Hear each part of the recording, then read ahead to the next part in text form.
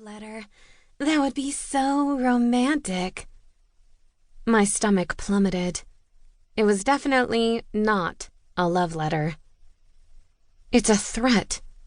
Not to marry Daniel? Millie queried. Is it from Elsa Knightsbridge? Nothing to do with the wedding. It's warning me not to break the curse, I said. My attention was riveted to the note. Someone says I need to back off or face the consequences. But you're not breaking the curse all by yourself, Laurel said. The coven is working on it together. May I see it? Professor Holmes asked, retrieving the note from my trembling fingers. His brow furrowed. This is most unfortunate. Should we give it to Sheriff Astrid? Sophie asked. Emma's getting married soon. We don't want anything bad to happen. No, of course not, Professor Holmes agreed. He tucked the note into his cloak pocket.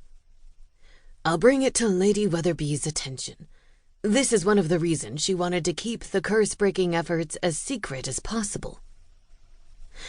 Why would someone want to prevent us from breaking the curse? Begonia asked.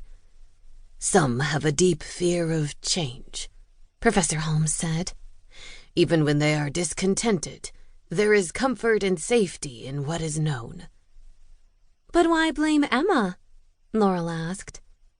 The wizard gave me a faint smile.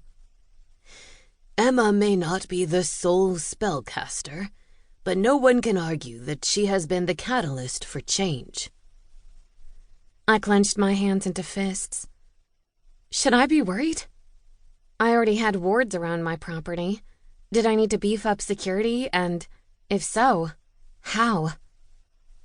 I imagine it's only an idle threat, and not to worry, Professor Holmes said. But whoever sent it managed to use magic, Begonia pointed out. They slipped in the note right in the middle of our lesson. A fair point, Professor Holmes admitted. Although the magic used is not overly complicated. A basic manifestation spell. His eyes twinkled. Much easier when the item to manifest is in the same time and place. He was making a reference to my mother's letters.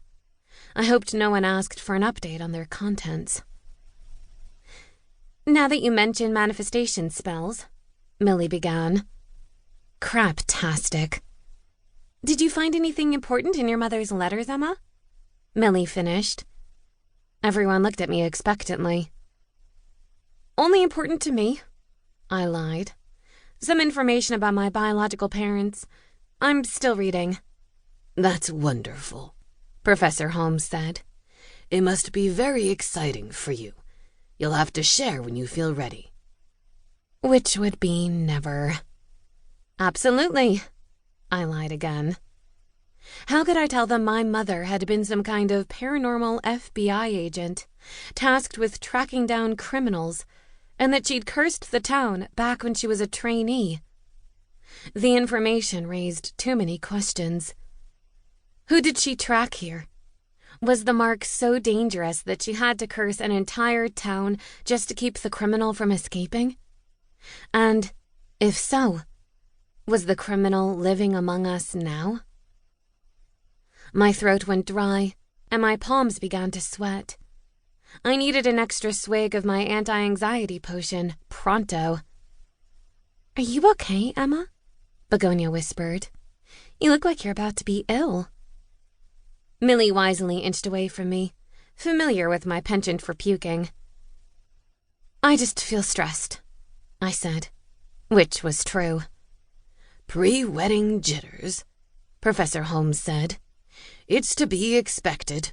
After all, when you make a commitment as a paranormal, you're committing to more than the usual human time frame. An angel and a sorceress are an entirely different cauldron of fish. Okay, I hadn't been thinking along those lines at all, but now I was. Do you think Daniel will get tired of me after a few decades? No, the witch's joint reply thundered in my ears. Let's focus on the positive, Begonia said. The bachelorette party is tonight. With